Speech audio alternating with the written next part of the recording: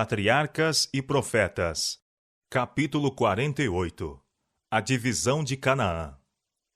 A vitória em Bet-Horon foi rapidamente seguida pela conquista do sul de Canaã. Feriu Josué toda aquela terra, as montanhas, o sul e as campinas. E de uma vez tomou Josué todos estes reis e as suas terras, porquanto o Senhor Deus de Israel pelejava por Israel. Então Josué e todo Israel com ele se tornou ao arraial em Gilgal. Josué capítulo 10, versos 40 a 43. E Josué capítulo 11. As tribos do norte da Palestina, aterrorizadas com o êxito que acompanhara os exércitos de Israel, entraram agora em aliança contra eles. À frente desta confederação estava Jabim, rei de Azor, território que ficava a oeste do lago Merom. Saíram, pois, estes e todos os seus exércitos com eles. Este exército era muito maior do que qualquer que os israelitas haviam encontrado antes em Canaã. Muito povo, como a areia que está na praia do mar em multidão, e muitíssimos cavalos e carros. Todos estes reis se juntaram e vieram e se acamparam junto às águas de Merom, para pelejarem contra Israel. Novamente foi dada a Josué uma mensagem de animação. Não temas diante deles, porque amanhã, a esta mesma hora, eu os darei todos feridos diante dos filhos de Israel. Perto do lago Merom, caiu ele sobre o acampamento dos aliados, derrotando totalmente suas forças. E o Senhor os deu na mão de Israel, e os feriram e os seguiram, até não lhes deixarem nenhum. Dos carros e cavalos que haviam sido o orgulho e vanglória dos cananeus, Israel não se deveria apropriar. Ao mando de Deus, os carros foram queimados e aleijados os cavalos, e assim tornados impróprios para a batalha. Os israelitas não deviam pôr a confiança em carros e cavalos, mas no nome do Senhor seu Deus. Uma por uma foram tomadas as cidades, e Azor, a fortaleza da confederação, foi queimada. A guerra continuou por vários anos, mas, ao terminar, achava-se Josué senhor de Canaã, e a terra repousou da guerra. Embora o poderio dos cananeus houvesse sido quebrado, não tinham eles sido totalmente desapossados. Ao oeste, os filisteus ainda conservavam uma planície fértil ao longo da costa marítima, enquanto ao norte deles estava um território dos sidônios. O Líbano também estava de posse deste último povo, e ao sul, na direção do Egito, a terra estava ocupada pelos inimigos de Israel. Josué não devia, entretanto, continuar a guerra. Havia outro trabalho para o grande chefe realizar antes que deixasse o comando de Israel. A terra inteira, tanto as partes já conquistadas como as que ainda não se achavam subjugadas, devia ser repartida entre as tribos, e era o dever de cada tribo conquistar completamente sua herança. Se o povo se mostrasse fiel a Deus, ele repeliria seus inimigos de diante deles, e prometeu-lhes ainda maiores possessões se tão somente fossem fiéis ao seu concerto. A Josué, juntamente com Eleazar, o sumo sacerdote, e aos chefes das tribos, foi confiada a distribuição da terra, sendo a localização de cada tribo determinada por sorte. O próprio Moisés fixara os limites do país, conforme devia ser dividido entre as tribos ao entrarem elas em posse de Canaã, e designara um príncipe de cada tribo para auxiliar na distribuição.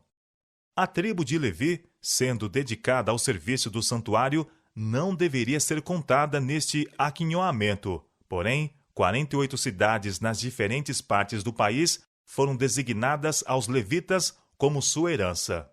Antes que entrasse em vigor a distribuição das terras, Calebe, acompanhado pelos chefes de sua tribo, veio à frente com um pedido especial. Com exceção de Josué, Calebe era agora o homem mais velho em Israel.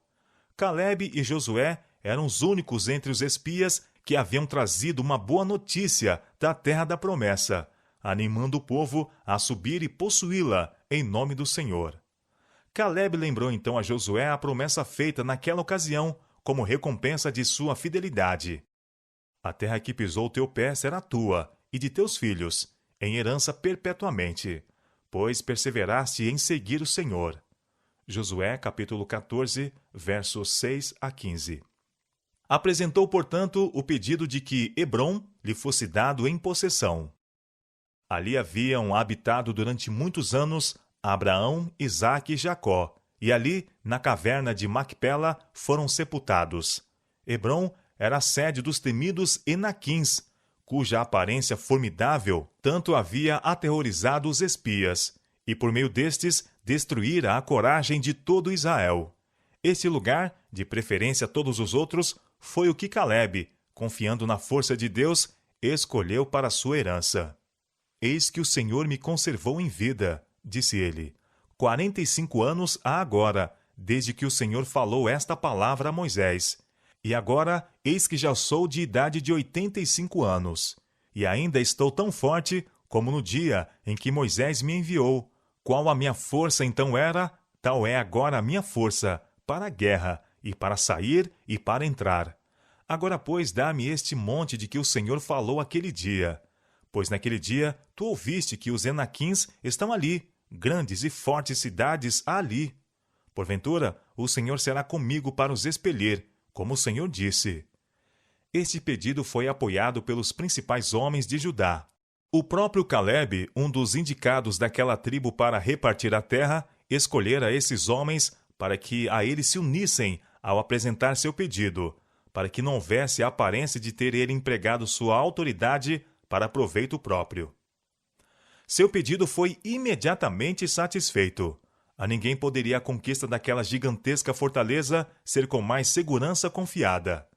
Josué o abençoou e deu a Calebe, filho de Jefoné, Hebrom em herança, porquanto perseverara em seguir ao Senhor Deus de Israel.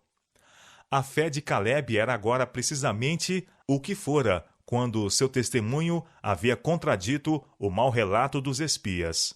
Acreditara na promessa de Deus de que ele poria seu povo na posse de Canaã, e nisto seguiria inteiramente ao Senhor. Suportara juntamente com seu povo a longa peregrinação no deserto, participando assim dos desapontamentos e trabalhos dos culpados. Não apresentou, contudo, queixa contra isto, mas exaltou a misericórdia de Deus que o preservara em vida no deserto, quando foram eliminados seus irmãos. Entre todas as agruras, perigos e pragas, nas vagueações pelo deserto e durante os anos de guerra, desde que entraram em Canaã, preservara-o o Senhor. E agora, passados os 80 anos, não se encontrava abatido o seu vigor. Ele não pedia para si uma terra já conquistada, mas o lugar que mais do que todos os outros espias haviam julgado impossível subjugar. Com a ajuda de Deus, ele arrancaria essa fortaleza daqueles mesmos gigantes, fizera abalar a fé de Israel. Não foi o desejo de honras ou o engrandecimento próprio que determinou o pedido de Calebe. O velho e bravo guerreiro estava desejoso de dar ao povo um exemplo que honraria a Deus e acoroçoaria a subjugar completamente a terra que seus pais haviam imaginado invencível. Calebe obteve a herança na qual tinha o coração durante 40 anos, e confiando em que Deus estava contigo, expeliu Calebe dali os 3 filhos de Enaque. Josué, capítulo 15, verso 14. Havendo assim conseguido posse para si e sua casa, o zelo não se lhe abateu, não se estabeleceu a fim de gozar a herança, mas levou avante novas conquistas para o benefício da nação e para a glória de Deus. Os covardes e rebeldes haviam perecido no deserto, mas os espias justos comeram das uvas de Escol. A cada um deles foi dado segundo sua fé. Os incrédulos viram cumprir-se seus temores. Apesar da promessa de Deus, declararam que era impossível herdar Canaã, e não a possuíram. Mas aqueles que confiaram em Deus, não olhando tanto para as dificuldades a se encontrarem, como para a força de seu auxiliador todo-poderoso, entraram na boa terra. Foi pela fé que os antigos heróis venceram reinos, escaparam do fio da espada, da fraqueza tiraram forças, na batalha se esforçaram, puseram em fugida os exércitos dos estranhos. Esta é a vitória que vence o mundo, a nossa fé. Hebreus capítulo 11, verso 33 e 34, e 1 São João, capítulo 5, verso 4.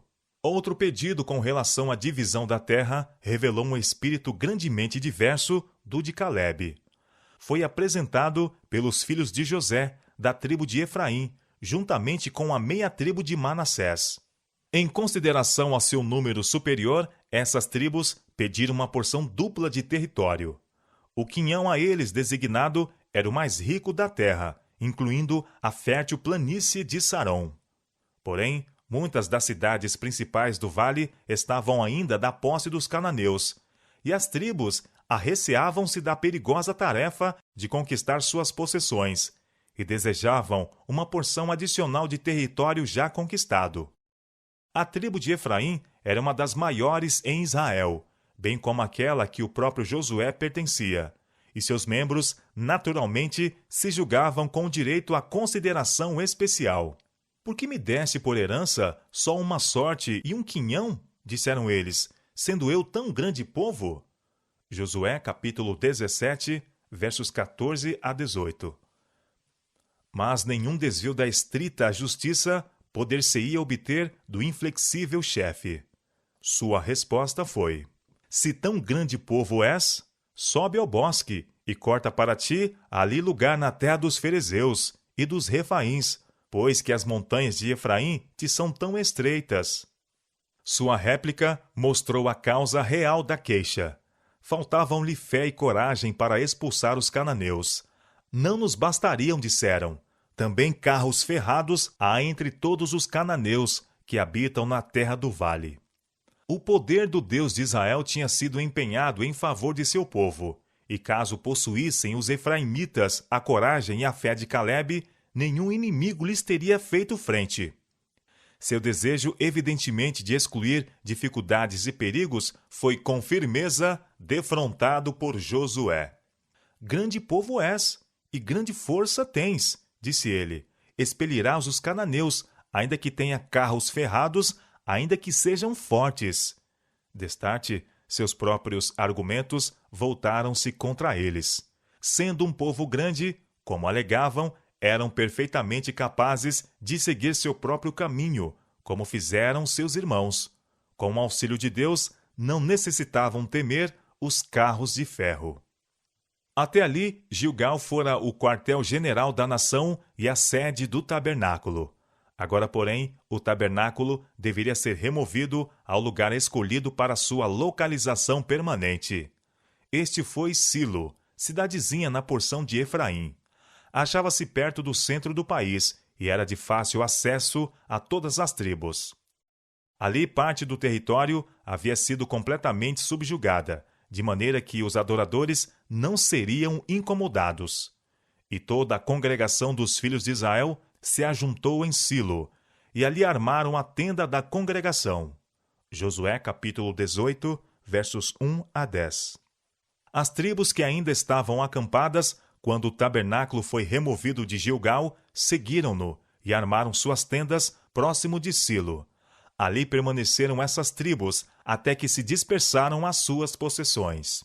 A arca ficou em Silo durante 300 anos, até que por causa dos pecados da casa de Eli, caiu nas mãos dos filisteus, e Silo foi arruinada.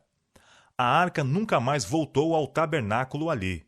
O serviço do santuário transferiu-se finalmente para o templo, em Jerusalém, e Silo tornou-se decadente. Apenas ruínas existem para assinalar o local em que se erguera. Fez-se uso de sua sorte como advertência a Jerusalém. Ide agora ao meu lugar, que estava em Silo, declarou o Senhor pelo profeta Jeremias, onde a princípio fiz habitar o meu nome, e vede o que lhe fiz, por causa da maldade de meu povo Israel.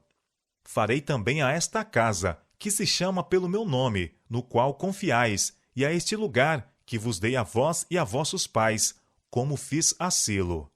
Jeremias capítulo 7, versos 12 e 14. Acabando, pois, de repartir a terra, e tendo todas as tribos sido aquinhoadas com sua herança, Josué apresentou seu pedido. A ele, bem como a Calebe, fora feita uma promessa especial de herança. Contudo, não pediu uma província extensa, mas tão somente uma simples cidade. Deram-lhe a cidade que pediu, e reedificou aquela cidade, e habitou nela. Josué capítulo 19, versos 49 e 50. O nome dado à cidade foi Timnat-Sera, a porção que resta. E isto em testemunho permanente do caráter nobre e espírito abnegado do vencedor, que em vez de ser o primeiro a apropriar-se dos despojos da conquista, adiou seu pedido até que os mais humildes de seu povo houvessem sido servidos. 6 das cidades designadas aos levitas, sendo 3 de cada lado do Jordão, foram indicadas como cidades de refúgio, as quais os que matavam um homem poderiam fugir em busca de segurança. A designação dessas cidades fora ordenada por Moisés, para que ali se acolha o homicida que ferir alguma alma por erro. E estas cidades vos serão por refúgio, disse ele, para que o homicida não morra, até que esteja perante a congregação no juízo. Números capítulo 35, versos 11 e 12. Esta misericordiosa disposição tornou-se necessária por causa do antigo costume da vingança particular, pelo qual incumbia ao parente mais próximo, ou ao herdeiro imediato do morto, o castigo do assassínio. Nos casos em que claramente se prova a culpa, não era necessário esperar processo dos magistrados. O vingador podia perseguir o criminoso a qualquer parte e matá-lo onde quer que fosse encontrado. O Senhor não achou conveniente abolir este costume naquela ocasião, mas tomou providências para garantir a segurança dos que, não deliberadamente, tirassem a vida. As cidades de refúgio achavam-se distribuídas de tal maneira que ficava dentro do raio de meio-dia de viagem, a partir de qualquer lugar da terra. As estradas que a elas se dirigiam deviam sempre ser conservadas em bom estado. Ao longo de todo o caminho deviam ser erigidos postes com sinais, trazendo em caracteres claros e flagrantes a palavra refúgio, a fim de que o fugitivo não tivesse de deter-se por um momento sequer. Qualquer pessoa, hebreu, estrangeiro ou peregrino, poderia aproveitar-se desta disposição. Mas, ao mesmo tempo em que o inocente não devia ser precipitadamente morto, tampouco deveria o culpado escapar do castigo. O caso do fugitivo cumpria ser devidamente julgado pelas autoridades competentes, e unicamente quando se verificasse não ter o fugitivo culpa de assassínio voluntário, devia ser ele protegido na cidade de refúgio. O que era culpado era entregue ao vingador, e aqueles que tinham direito à proteção apenas a poderiam receber sob condição de ficar dentro do refúgio indicado. Se alguém andasse fora dos limites prescritos e fosse encontrado pelo vingador do sangue, sua vida pagaria a pena de seu desrespeito à disposição do Senhor. Por ocasião da morte do sumo sacerdote, entretanto, todos os que haviam buscado abrigo nas cidades de refúgio ficavam em liberdade para voltar às suas possessões. No processo de assassínio, o acusado não devia ser condenado pelo depoimento de uma testemunha, mesmo que as evidências circunstanciais fossem fortes contra ele. A instrução do Senhor era: todo aquele que ferir a alguma pessoa, conforme ao dito das testemunhas, matarão o homicida. Mas uma só testemunha não testemunhará contra alguém, para que morra. Números capítulo 35, verso 30. Foi Cristo que deu a Moisés aquelas determinações para Israel. E quando ele esteve em pessoa com seus discípulos na terra, ao ensinar-lhes como tratar os que erram, repetiu o grande ensinador a lição de que o testemunho de um só homem não devia livrar ou condenar. As ideias e opiniões de um homem não devem resolver questões controvertidas. Em todos estes assuntos, 2 ou mais devem estar associados, e juntos arrostar a responsabilidade, para que pela boca de 2 ou 3 testemunhas toda a palavra seja confirmada. São Mateus capítulo 18, verso 16. Se aquele que era julgado por motivo de assassínio se verificasse culpado, Nenhuma expiação ou resgate o poderia livrar. Quem derramar o sangue do homem, pelo homem o seu sangue será derramado. Não tomareis expiação pela vida do homicida, que culpado está de morte, antes certamente morrerá. Tirá-lo-ás do meu altar para que morra, foi a ordem de Deus. Nenhuma expiação se fará pela terra por causa do sangue que se derramar nela, senão com o sangue daquele que o derramou. Gênesis capítulo 9, verso 6. Números capítulo 35, versos 31 e 33. E Êxodo capítulo 21, verso 14. A segurança e pureza da nação exigiam que o pecado de homicídio fosse severamente punido. A vida humana, que apenas Deus podia dar, devia, de maneira sagrada, ser guardada. As cidades de refúgio, designadas ao antigo povo de Deus, eram símbolo do refúgio provido em Cristo. O mesmo Salvador, misericordiosamente, que designara aquelas cidades temporais de refúgio, proveu pelo derramamento de seu próprio sangue aos transgressores da lei de Deus um retiro seguro, aonde podem eles fugir em busca de garantia contra a segunda morte. Nenhuma força pode tirar de suas mãos as almas que a ele recorrem em busca de perdão. Portanto, agora nenhuma condenação há para os que estão em Cristo Jesus. Quem os condenará? Pois é Cristo quem morreu, ou antes, quem ressuscitou dentre os mortos, o qual está à direita de Deus, e também intercede por nós, para que tenhamos a firme consolação, nós, os que pomos o nosso refúgio em reter a esperança proposta. Romanos capítulo 8, versos 1 e 34, e Hebreus capítulo 6, verso 18. Aquele que fugia para a cidade de refúgio não se podia demorar. Família e emprego atrás ficavam. Não havia tempo para dizer adeus aos queridos. Sua vida estava em jogo. E todos os outros interesses deviam ser sacrificados a um único propósito: chegar ao lugar de segurança. O cansaço era esquecido, desatendidas as dificuldades. O fugitivo não ousava por um momento moderar seu passo antes que estivesse dentro dos muros da cidade. O pecador está exposto à morte eterna, até que encontre esconderijo em Cristo. E como a perda de tempo e o descuido poderiam despojar o fugitivo de sua única oportunidade de vida, assim a demora e a indiferença podem mostrar-se ruína para a alma. Satanás, o grande adversário, está no encalço de todo transgressor da santa lei de Deus. E aquele que não for sensível ao seu perigo e não buscar ansiosamente abrigo no refúgio eterno, será uma presa do destruidor. O prisioneiro que em qualquer ocasião saía da cidade de refúgio era abandonado ao vingador do sangue. Assim o povo foi ensinado a aderir aos métodos que a sabedoria infinita indicava para sua segurança. Da mesma forma, não basta que o pecador creia em Cristo para obter o perdão do pecado. Deve, pela fé e obediência, permanecer nele. Porque se pecarmos voluntariamente, depois de termos recebido o conhecimento da verdade, já não resta mais sacrifício pelos pecados, mas uma certa expectação horrível de juízo e ardor de fogo, que há de devorar os adversários. Hebreus capítulo 10, versos 26 e 27. Duas das tribos de Israel, Gade e Ruben, com meia tribo de Manassés, haviam recebido sua herança antes de atravessarem o Jordão. Para um povo pastoril, os vastos planaltos e ricas florestas de Gileade e Bazã, oferecendo extensas terras de pastagens para seus rebanhos e gado, tinham atrações que não se encontravam na própria Canaã. E as 2,5 tribos, desejando fixar-se ali, comprometeram-se a fornecer sua proporção de homens armados para acompanharem seus irmãos através do Jordão e participar de suas batalhas até que entrassem também para a sua herança. Desobrigaram-se fielmente deste dever.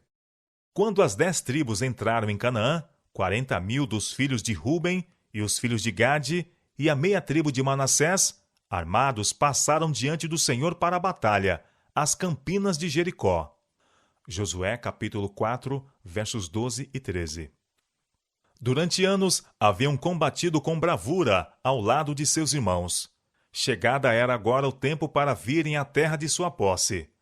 Visto como se unissem com seus irmãos nos conflitos, partilharam dos despojos, e voltaram com grandes riquezas e com muitíssimo gado, com prata e com ouro, e com metal, e com ferro, e com muitíssimos vestidos, coisas que deviam repartir com os que tinham ficado com as famílias e rebanhos.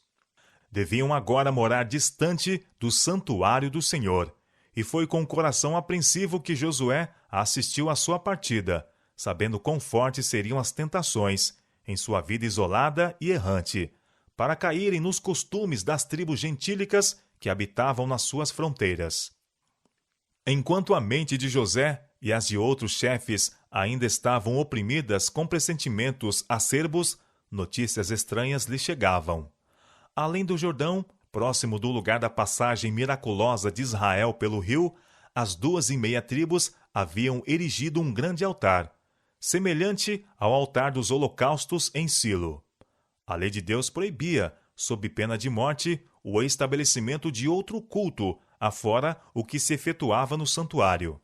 Se tal era o objetivo daquele altar, desviaria ele o povo da verdadeira fé, caso fosse permitida sua permanência. Os representantes do povo, reunidos em Silo e no calor de sua excitação e indignação, propuseram fazer guerra imediata aos transgressores. Pela influência dos mais cautelosos, foi, entretanto, decidido enviar primeiramente uma delegação para obter das 2,5 tribos explicação de sua conduta. Escolheram-se 10 príncipes, sendo um de cada tribo. À sua frente achava-se Finéias, que se distinguira por seu zelo nos acontecimentos de Peor. As 2,5 tribos haviam estado em falta, cometendo um ato que dava lugar a tão graves suspeitas, sem que dessem explicações para tal. Os embaixadores, tomando como coisa certa que seus irmãos estavam em culpa, a eles se dirigiram com ásperas censuras. Acusaram-nos de rebelar-se contra o Senhor e mandaram que se lembrassem como juízos haviam sobrevindo a Israel por se unir a Baal Peor.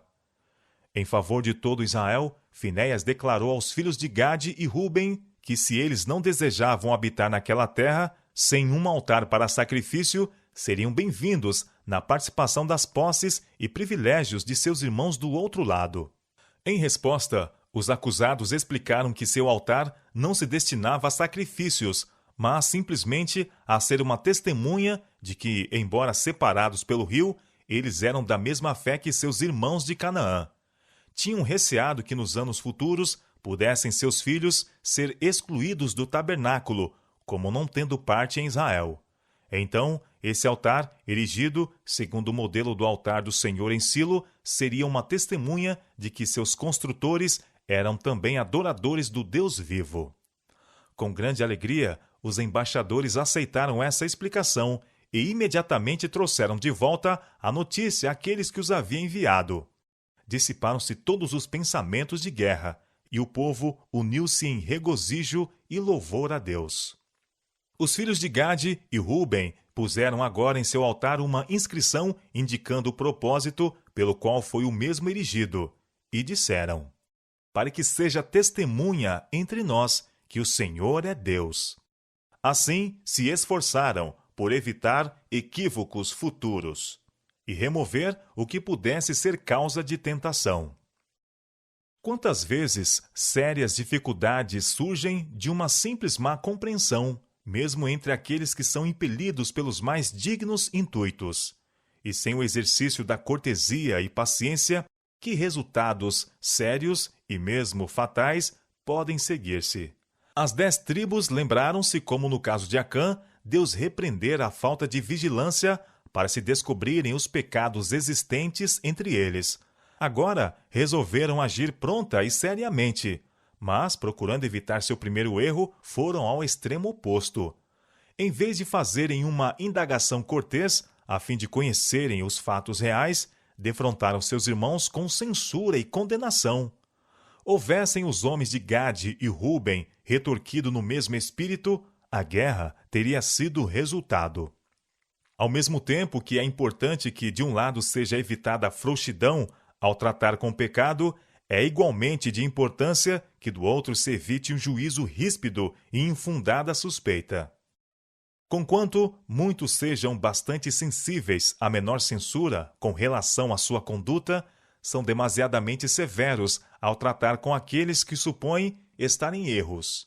Ninguém foi jamais recuperado de uma situação errônea, pela censura e exprobração, mas muitos são assim mais repelidos do caminho direito e levados a endurecer o coração contra a convicção. Um espírito de bondade, uma conduta cortês, paciente, podem salvar os que erram e cobrir uma multidão de pecados. A sabedoria mostrada pelos Rubenitas e seus companheiros é digna de imitação. Ao mesmo tempo em que procuravam honestamente promover a causa da verdadeira religião, eram julgados falsamente e censurados com severidade. Não manifestaram, todavia, ressentimento. Escutaram com cortesia e paciência as acusações de seus irmãos, antes de tentarem fazer sua defesa, e então explicaram amplamente seus intuitos e mostraram sua inocência. Assim, a dificuldade que ameaçara consequências tão sérias foi resolvida amigavelmente. Mesmo sob uma acusação falsa, aqueles que estão com a razão podem estar calmos e ponderados. Deus está a par de tudo que é mal compreendido e mal interpretado pelos homens, e podemos com segurança deixar nosso caso em suas mãos. Tão certamente reivindicará ele a causa dos que nele põem sua confiança, como investigou o crime de Acã. Aqueles que são compelidos pelo Espírito de Cristo possuirão a caridade que é longânima e benévola. É a vontade de Deus que a união e o amor fraternal existam entre seu povo. A oração de Cristo, precisamente antes de sua crucifixão, foi para que seus discípulos fossem um como ele é um com o Pai, a fim de que o mundo pudesse crer que Deus o enviara. Essa oração muito tocante e maravilhosa atravessa os séculos, até mesmo aos nossos dias, pois suas palavras foram: não rogo somente por estes, mas também por aqueles que pela sua palavra hão de crer em mim. São João, capítulo 17, verso 20. Conquanto não devamos sacrificar um único princípio da verdade, deve ser nosso constante objetivo atingir este estado de unidade. Esta é a prova de nosso discipulado. Disse Jesus: nisto todos conhecerão que sois meus discípulos, se vos amardes uns aos outros. São João, capítulo 13, verso 35. O apóstolo Pedro exorta a igreja. O apóstolo Pedro exorta a igreja: sede todos de um mesmo sentimento, compassivos, amando os irmãos, entranhavelmente misericordiosos e afáveis, não tornando mal por mal, ou injúria por injúria, antes pelo contrário, bendizendo, sabendo que para isto fostes chamados, para que por herança alcanceis a bênção. 1 São Pedro, capítulo 3, versos 8 e 9.